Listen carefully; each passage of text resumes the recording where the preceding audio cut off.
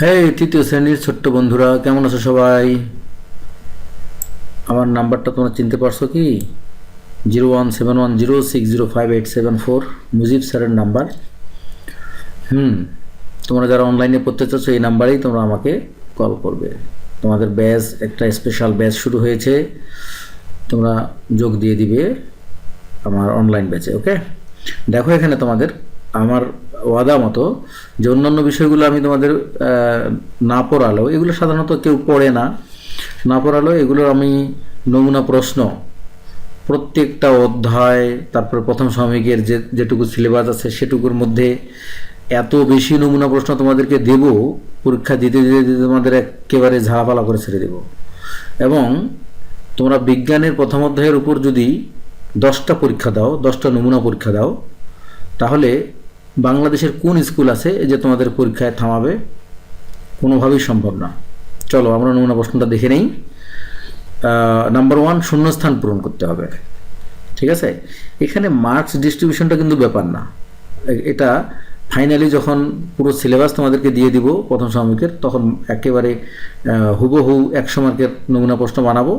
তখন এখন ছোট ছোট 50 মার্ক, 30 মার্ক, 60 মার্ক এরকম করে নমুনা প্রশ্নগুলো তোমরা পরীক্ষা দাও। শুধু শূন্যস্থান পূরণ করতে হবে।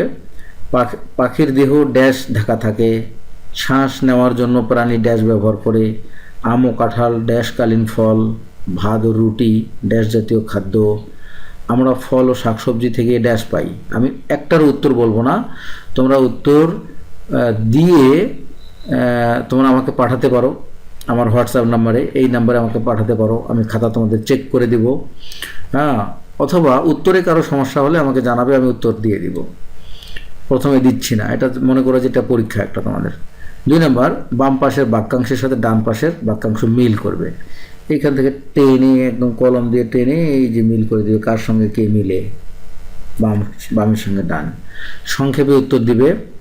কীটপতঙ্গ কোন ধরনের প্রাণী? 2টি মেরুদণ্ডী প্রাণীর উদাহরণ দাও। সাপ কিসে ভর দিয়ে চলাফেরা করে?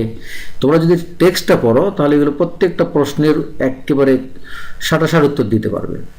নাম্বার 4, নিচের প্রশ্নগুলোর উত্তর দাও। এগুলো হচ্ছে সংক্ষিপ্ত প্রশ্ন, এটা হচ্ছে বিস্তারিত প্রশ্ন।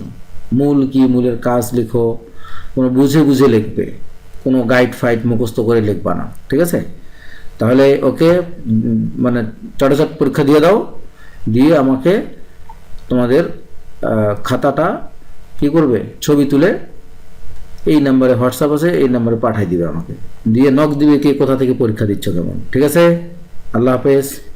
অপেক্ষা করো পরের ভিডিওর জন্য। আর আমার চ্যানেলটাকে কি করো, লাইক, কমেন্ট, শেয়ার করে সবাইকে দেখার সুযোগ দিয়ে দাও। সারা দেশে একটা ক্লাস 3-র বিশাল প্ল্যাটফর্ম বানানোর সুযোগ করে দাও। আল্লাহ হাফেজ।